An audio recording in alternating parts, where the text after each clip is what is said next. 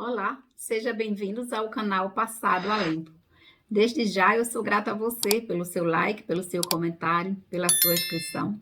E também sou muito grata se você me escrever um e-mail nesse endereço aqui abaixo, me contando também a sua história, para que você possa, com a sua história, ajudar outras pessoas que passaram ou estão passando pela mesma situação que você. Lembrando a você também que a finalidade desse canal é uma finalidade muito nobre.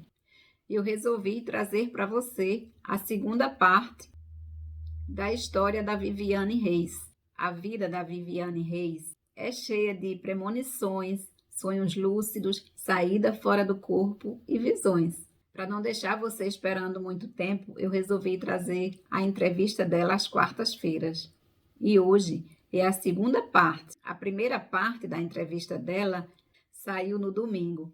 Então, vamos conhecer a história da Viviane Reis, passado a limpo.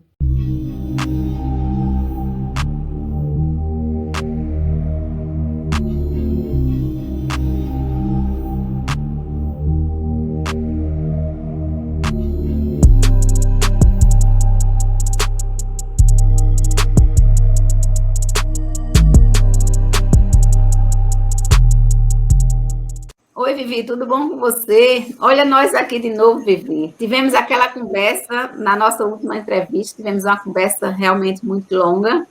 Eu acredito que tenha sido a minha internet ou a sua que deu um probleminha e ficou falhando um pouco a nossa imagem, né? Por isso, agora resolvemos nos reencontrar aqui novamente para dar continuação à nossa conversa, a sua história de vida, que é muito bonita. Eu vou lhe deixar à vontade para você continuar contando a sua história. Então, fique à vontade. Meu nome é Viviane Reis, estou falando de Palmas, no Tocantins, né, o centro geodésico do Brasil. Eu sou artesã, eu sou artista plástica, sou cabeleireira sem exercer e terapeuta, entre outras coisas que eu gosto de fazer também. Bom, contando assim a parte que a gente ficou lá da história, eu falei sobre a visão que eu tinha tido, né, de Jesus depois de um período em que eu jejuei para que ele se revelasse a mim, né? E aí eu comecei a questionar aquilo depois, e alguns anos depois, enquanto eu estava numa ceia dentro de uma igreja evangélica, ele disse que tinha me tirado da linha do tempo e me levado lá. Foi uma experiência, assim, para mim, que foi muito marcante, porque, para mim, o impacto foi muito grande de saber que o sofrimento, a dor que ele estava vivendo, e ele ainda se importou de me levar lá para mostrar o amor, né, de Deus por mim.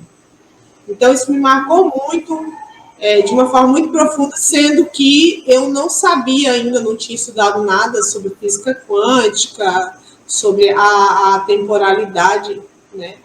E lá ele disse, eu estou fora do tempo, eu não estou presa ao tempo e eu te tirei da linha do tempo. Então, para mim, na época, e para as pessoas que ouviram minha experiência, achavam também sem lógica, né? Mas essa tinha sido uma segunda vez em que eu ouvi isso, porque teve uma outra experiência também que casa com essa. Eu estava passando por uns processos de cura interior, e eu sonhava muito com a casa que eu tinha morado na infância. Um período da infância eu morei em Tocantins, e essa casa eu passei por muitas coisas tristes na casa. E eu sonhava sempre dentro da casa.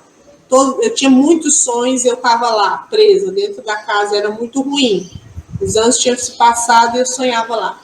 E aí, nesse processo de cura interior, que eles falavam de você fazer uma imaginação santificada, muitas vezes, você, para ser curado de alguma coisa, você imaginava aquilo, né?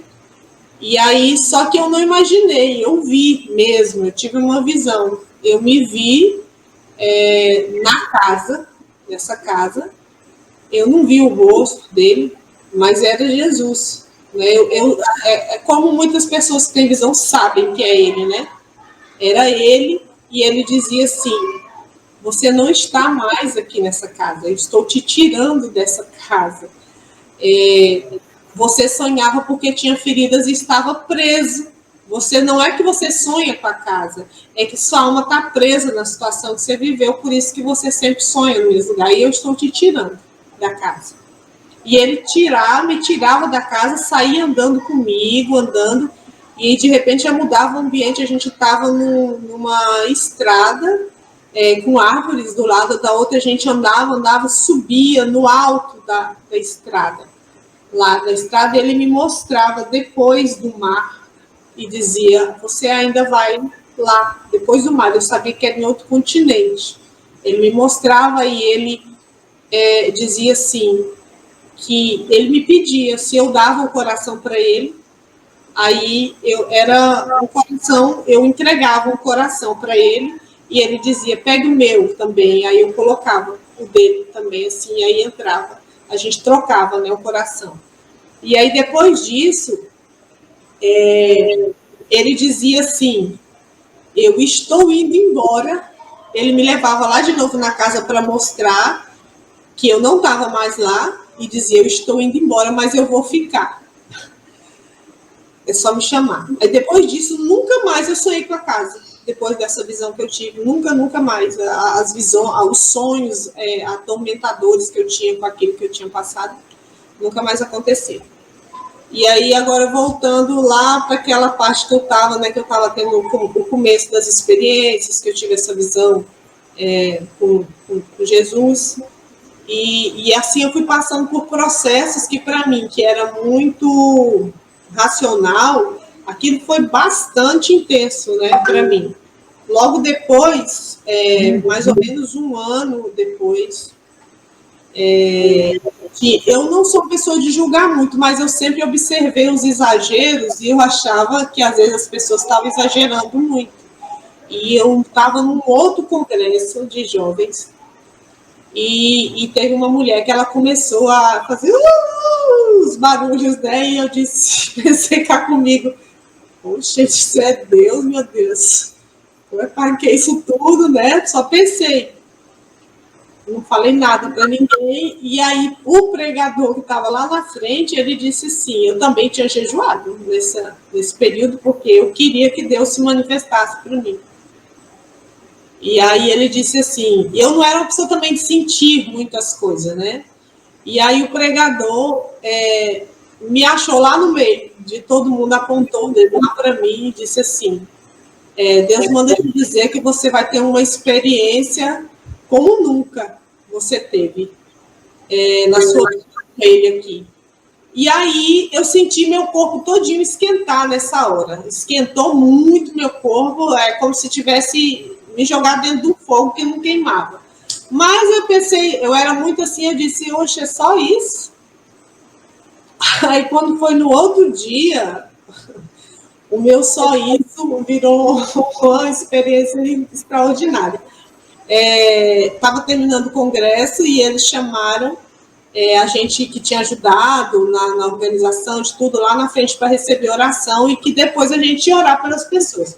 Enquanto eu estava lá em cima, tinha uma moça que eu sabia que ela não gostava de mim, por umas razões lá pessoais dela. Não é que eu tivesse feito nada, mas foi interpretado por ela, né? Uma coisa lá que ela não me conhecia e acabou interpretando de uma forma ruim. E aí eu ouvi lá em cima, assim, vá orar pela fulana. E aí eu disse assim, eu não vou não, senhor. Ela não gosta de mim. Aí, de novo, vá orar por ela. Eu disse, eu vou não. E aí eu desci e fiquei lá, orando assim, embaixo, junto com as outras pessoas que estavam na frente. Nesse momento eu comecei a sentir uma energia tomar conta do meu corpo. Eu lembrei da mulher do outro dia, na hora, né? Mas aí minha mão começou a balançar, minhas mãos balançavam, e meus pés começaram a fazer assim, eu segurando aquilo, e começou, e assim, parecia que eu estava na frente de Deus, do Criador, do poder de tudo. Eu estava com os olhos fechados e aquela força foi tomando meu corpo todinho, ele vibrava todinho, e eu tentando segurar. Aí eu disse assim, Deus, se é o Senhor, então toma conta. Aí pronto. Aí eu fiquei bem pior do que a mulher que eu estava apontando nele. Aí eu comecei a pular e bater palma e dizer: Santo, Santo, Santo é o Senhor, Deus dos exércitos. E eu não conseguia parar de dizer isso, de jeito nenhum, e nem de pular, e nem de balançar os braços, nem de pular. E eu fiquei falando isso, e ainda dizia: e toda a terra está cheia da sua glória. E repetia. E era como se ele tivesse encostado em mim, aquela presença muito forte, maravilhosa. Mas aí eu vi que todo mundo já tinha terminado suas orações e eu, né, continuava na solidão ali, só eu. E eu escutava o pastor dizer: não, irmãos, isso é o Espírito de Deus, não precisa reparar não. E eu pensando: meu Deus, eu preciso parar. Meu Deus, que mico que eu estou pagando. Meu Deus, me para. E não parava, né? De jeito nenhum. Até que foi diminuindo aquilo. Quando eu abri os olhos, tinha uma amiga minha do lado. E eu disse assim para ela: eu estava gritando muito alto. Ela disse: estava. E ainda fazia assim. Eu falei: meu Deus. Aí eu olhei ao redor, o povo tudo caindo no chão. Eu disse: e esse povo? Ela disse: foi tudo caindo aí, enquanto tu estava nesse serviço. Aí já estava, para mim, extraordinária a experiência quando a mocinha bateu nas minhas costas. Aqui Deus tinha dito que era para eu ir orar com ela. Aí ela disse assim: eu pedi tanto para Deus, para tu ir orar comigo, mas acho que ele não me atendeu, porque eu estou vendo tu tão cheio de Deus, assim, tanto na presença de Deus, é tão bonito. Eu disse: ele atendeu, foi eu que não obedeci, porque você não gostava de mim. Aí ela me perdoou, aí eu abracei ela, nós oramos junto, e para mim, assim, fechou com chave de ouro, né? Realmente, para mim, aquilo ali era consolidação, que era uma experiência que veio da parte de Deus, porque era manifestação de amor e perdão, né? E, para mim, uma manifestação de Deus é essa, amor e perdão. Então, essa foi uma outra experiência que me marcou, assim, profundamente, né? E essas coisas foram me transformando e me fazendo acreditar nesse amor que eu não conseguia acreditar nunca, né? Constantemente. E eu tive diversas outras experiências ao longo da minha vida. Quando eu me casei também, eu tive experiências muitas, e eu queria até ressaltar uma coisa, que às vezes a questão da espiritualidade, muitas vezes a gente tem aquela convicção de que, pelo que você passou, que foi Deus, que a sua vida foi transformada, mas outras coisas, eu acredito que por causa das nossas crenças interiores, alguma outra coisa pode nos acessar quando a gente tem essa abertura e às vezes nos levar por uns caminhos que a gente pensa que é Deus que está conduzindo e que às vezes não é Deus. Então, por muitas vezes a gente passa por situações acreditando que é Deus que está nos levando a situações. Pelo menos até agora, né, nesse meu ponto da vida, eu entendo assim, não sei como é que vai ser para frente, né? Meus 3 filhos, eles também, que eu tenho 3 filhos, né? Eles foram anunciados para mim antes de eu conhecer meu ex-marido. Eu sou divorciada. Antes de eu conhecer meu ex-marido, eu recebi vários avisos que eu teria 3 filhos, né? E eu não queria ter filhos porque eu achava que o mundo era um lugar muito ruim para criança, né? Que criança era muito pura e eu não concordava com isso. Mas eu fui sendo direcionada, eu fui preparada com o meu primeiro filho, eu fui direcionada a fazer 40 dias de jejum, eu tinha uns sentimentos dentro de mim que eu não sabia de onde que vinham. Quando eu vi uma mulher amamentando, para mim era como se fosse um parasita sugando a mulher, e no útero também, era esse o sentimento. E eu só recebi uma orientação assim: faça 40 dias de jejum. E eu tomava o café da manhã e o resto do dia eu só na água. Nesse período de jejum, eu recebia profecias de pessoas que vinham e diziam que eu ia ter um filho. E nesse período, o que eu percebi? Que mudou essas coisas que eu sentia, não sei como mudou. Foi tirado de mim aqueles sentimentos e eu falei, uai, aí o neném que está sendo anunciado deve estar chegando. E aí veio o meu primeiro filho, eu também recebi o nome dele num sonho, né? O significado do nome dele também, né? E realmente tem muito a ver com ele, né?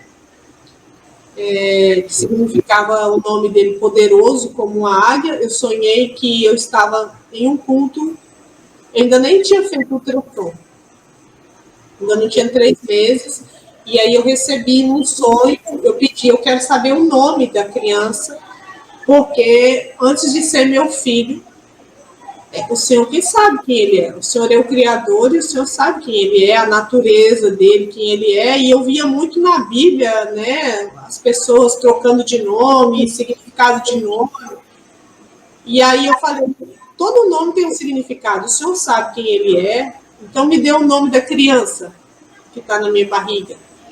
Mas não me dê nome bíblico, não, por favor, Deus, porque eu acho o nome muito feio. E eu vejo muito nome assim, eu não quero não. Dá um nome moderninho. E aí ele me deu o nome do meu filho de Eric, né? Com um significado muito bonito, né? Poderoso como uma águia, rico em honra, perpétuo governante, aquele que domina, né? E realmente o nome dele tem muito a ver com a personalidade dele. E aí, depois veio o segundo. Aí eu teve. No meio disso, quando meu filho estava com 8 dias, o primeiro de nascido, eu tive uma septicemia. E, segundo os médicos, era para ter morrido, né?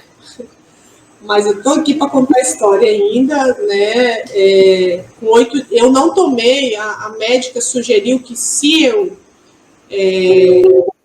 achasse por bem não tomar antibiótico, né, anti-inflamatório, por causa do leite, né, e que seria bom, eu não tomei.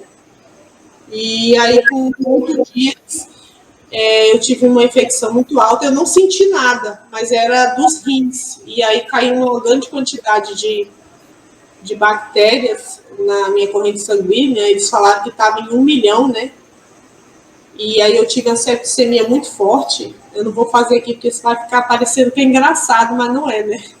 Eu quase morri. A médica disse para mim em que eu acreditava depois.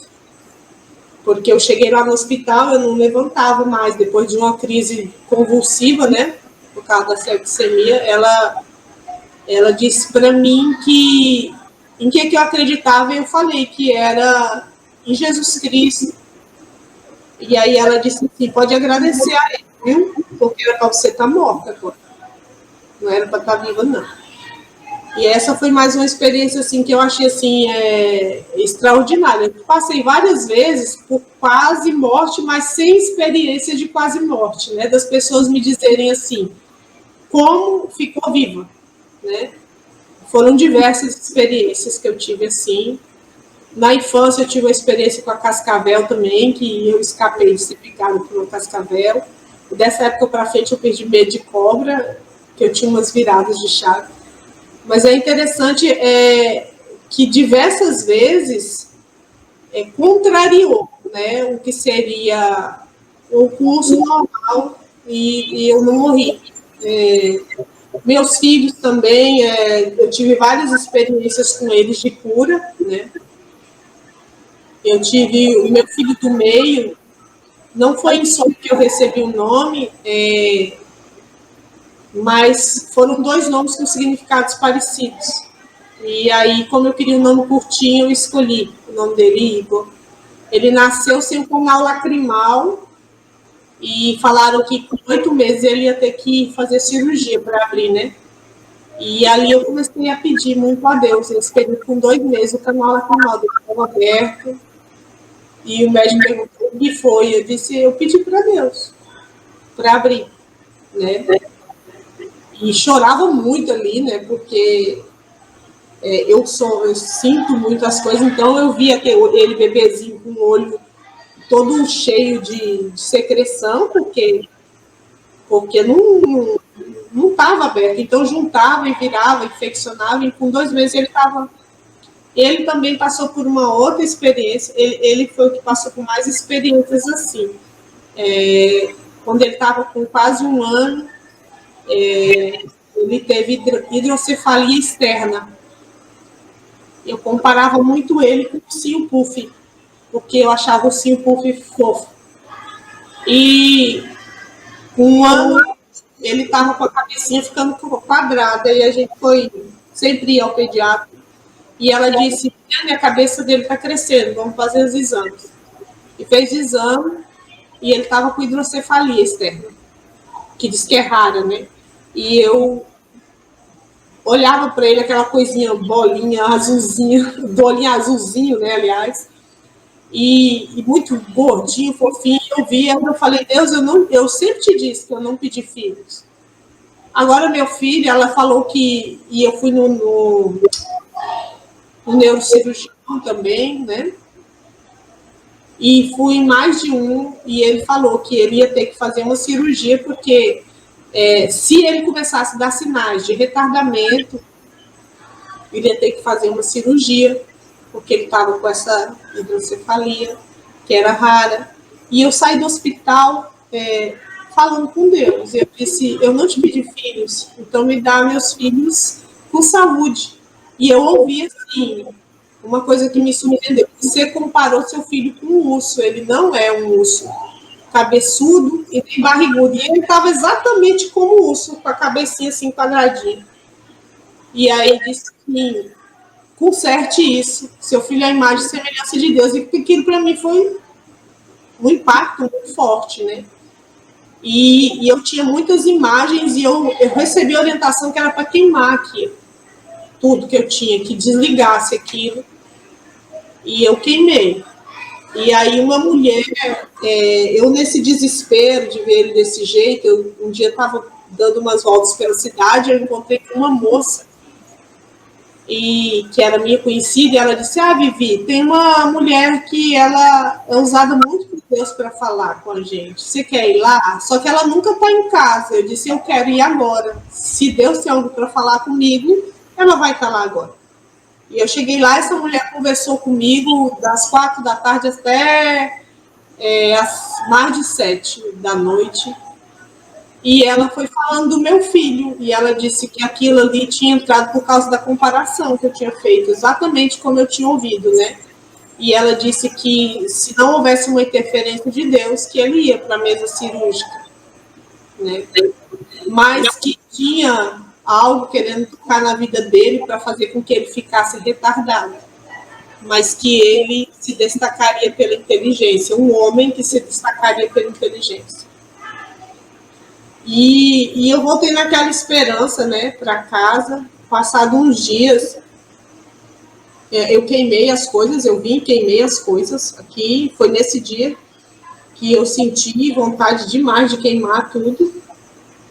E aí eu queimei tudo. Passado menos de um mês, eu fui em uma outra reunião. Tinha uma mulher, ela era de uma outra cidade. É uma mulher que ela tem muita comunhão com Deus. Ela não nos conhecia. E aí eu estava lá, sentei na frente, e ela apontou para mim e disse assim, Deus está querendo ministrar com uma das crianças. Aqui no colo da mãe. E era ele que estava no meu colo.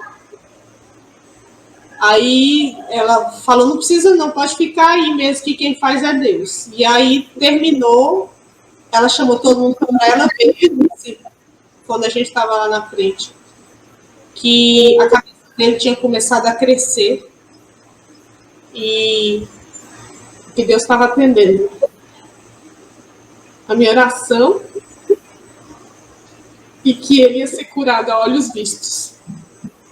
Que as pessoas iam ver a cabeça dele voltar ao normal. A minha mãe, que morava comigo e não acreditava assim, em milagre, em nada, ela ficou 1 mês fora. Quando ela voltou, a primeira coisa que ela disse, a cabeça dele está normal. E ele ficou bom. Eu acabei jogando os exames fora porque eu não queria ter a lembrança, né? Mas essa foi uma das experiências, assim, com esse meu segundo filho. Tive outras também com ele, com o outro também, o primeiro filho. Uma vez ele cresceu, desenvolveu, assim, perto da virilha, eu esqueci como é que é o nome. Algumas crianças dão isso. E ele ia ser operado e eu ouvi a voz: o menino não será operado, o menino não passará por cirurgia. E já estava marcando a cirurgia e o negócio desapareceu também. E aí ele não foi operado, graças a Deus. E quando meu segundo filho estava com 11 anos, ele teve... Agora eu não me lembro se foi dengue ou chikungunya. Isso virou Guillain-Barré e ele ficou 5 meses doente. Eu tinha que carregar ele assim nos braços, porque ele tinha dificuldade para andar. Foi muito sofrido esse período todo. A minha filha teve um sonho que eu tive que ir para uma cidade aqui, para Goiânia. Né? Eu fui com ele para Goiânia, recebi a ajuda de muita gente do Brasil para fazer esse tratamento com ele. E quando estava lá, foi confirmado, né, o Guillain-Barré, porque eram médicos especialistas nessa área. Demorou muito para diagnosticar, porque era atípica a doença dele. Falaram que se não fosse atípica, ele teria morrido. Mas antes de ir para Goiânia, como a gente ficou no hospital infantil 5 dias e ele não suportava os sons, estava muito sensível, a sala de meningite estava desocupada, nós fomos para lá. E aí, por causa dessas... Eu vejo nisso a mão de Deus. Por causa dessas questões todas, ele tinha que fazer... colher o exame lá da coluna, do líquor, né? E aí, a gente saiu dessa sala lá que estava e colheram o líquor e depois eles mandaram ele comigo para casa. Quando a gente veio para casa, ele tinha feito uns exames que precisava de contraste. E à noite ele vomitou muito. Ele começou a vomitar 10 horas da noite até 7 da manhã. Ele tinha vomitado 11 vezes. Aí o meu vizinho aqui, que eu agradeço muito, me levou para o hospital, né, da Unimed. Nós chegamos lá. Por coincidência, a médica que estava tratando dele no hospital infantil estava lá e viu o estado dele e trouxe os exames. E aí deu contaminação por o vírus da meningite, que eu esqueci o nome, né, dele agora. E ela falou que foi providencial demais, porque ia demorar muito. Aí nós ficamos no isolamento por 5 dias, ele sendo tratado, já tomando os remédios de meningite. Ele estava com Guillain-Barré e veio junto a meningite, deu, né? E aí veio o infectologista, falou também que se fosse um outro vírus, ou uma outra bactéria, que eu não me lembro se era vírus ou bactéria, que seria tipo contaminação externa, mas não era. E pelo resultado, pela reação dele, de vomitar daquele tanto, ia demorar muito, né? E aí eu fiquei com ele no hospital 15 dias e a gente fez tratamento. E nesse período não deu ainda nesse período foi a segunda vez que eu fui com o neurocirurgião e ele fez o exame e deu compatível com o Guillain-Barré. E aí foi quando eu recebi esse auxílio de várias pessoas. Foi feita a campanha no Facebook e a gente foi para Goiânia, para especialistas, e eles confirmaram que ele tinha Guillain-Barré. E que se não fosse uma doença, se fosse a doença típica, ele teria falecido. Fiquei hospedada na casa de uma pessoa que não me conhecia, que era da igreja presbiteriana e que eu agradeço a ela sempre, se tornou minha irmã, me recebeu sem me conhecer, lá na casa dela. E depois de confirmar que o meu filho estava o Guilherme Barreto, ele chegou em casa e pediu para que, estava eu e ele pediu para que eu orasse e pedisse para Deus curar ele. E ele ficou bom. Serão 11 horas da manhã. Quando a gente voltou porque ele ia ser internado para tomar hemoglobulina, o médico disse que não era a mesma criança que tinha saído de lá 11 horas da manhã. E o meu filho estava bom. E aí e a minha filha em casa tinha sonhado aqui que o irmão dela ia voltar sem dar conta de pisar direito nos pés, e realmente ele ficou com dor, né, no calcanhar, porque foram 5 meses, ele fez fisioterapia e se recuperou totalmente, graças a Deus. A doença, naquele momento, foi tirada, ele teve que fazer o trabalho de fisioterapia, né, de recuperação. Então, assim, no meio dessas situações todas difíceis, eu vejo a mão de Deus, né? Cuidado de Deus. Teve bastante situações difíceis no meio disso tudo, mas eu acho que não vem ao caso eu expor agora, nesse momento, acho que não é o momento de expor. Mas, assim, em tudo, eu glorifico a Deus, porque a mão de Deus, ela guia a gente no meio da montanha ou no meio do vale. Guia a gente. Ela guia no meio da dor ou no meio da alegria. Ela guia a gente. E graças a Deus eu pude ver o sorriso do meu filho voltar, né? Graças a Deus mesmo. E essa ajuda que eu recebi das pessoas, tem um amigo do Espírito Santo que ele me ajudava muito, a gente orava muito um pelo outro. E nesse período ele disse assim para mim, que Deus ia levantar a gente do Brasil inteiro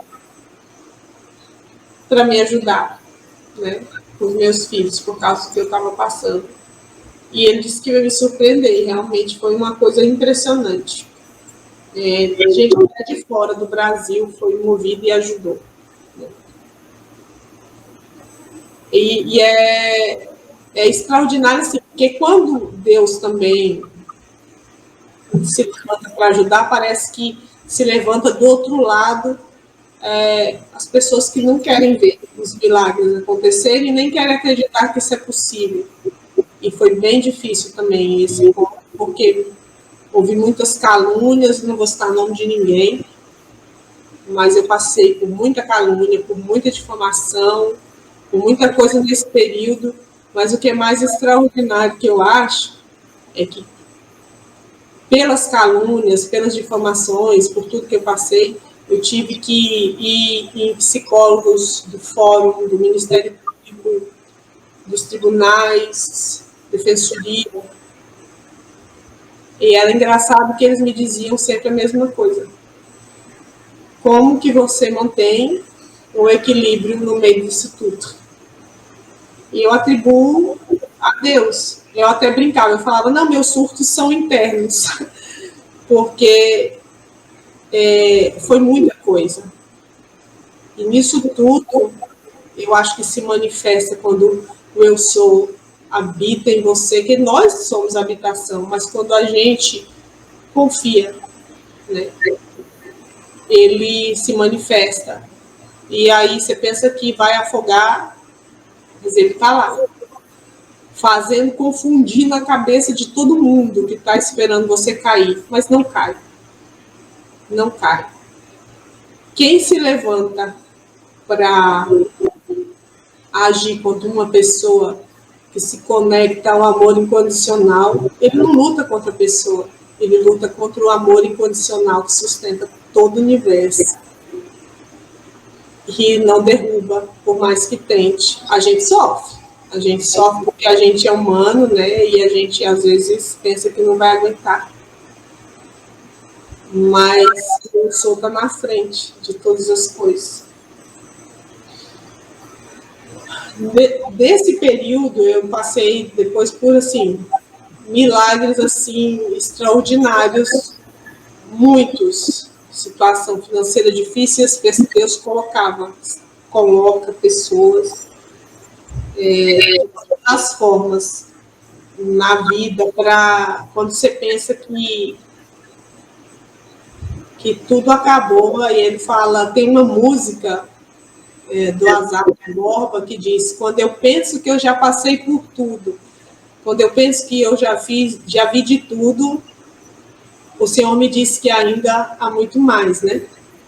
Quando eu olho para trás e eu não posso ver o início da estrada que eu estou a correr, o Senhor me diz, para frente tem muito mais, né? E essa força é o que sustenta a gente, que faz a gente ter esperança e que faz a gente ter esse amor enraizado na gente. No meio disso tudo que eu estou vivendo, dessas situações que eu já contei, eu quero dizer assim, um dos presentes, conheci você, né, Maria Inês? Lá da Alemanha, que a gente vê os milagres assim de Deus. Eu vejo a mão de Deus em todas essas coisas, né? Com a sua história de vida tão bonita, que eu acho. E aí Deus pega e conecta. Lá na Alemanha, vivia lá no centro do Tocantins, Deus conecta duas pessoas assim, né? É incrível, é incrível.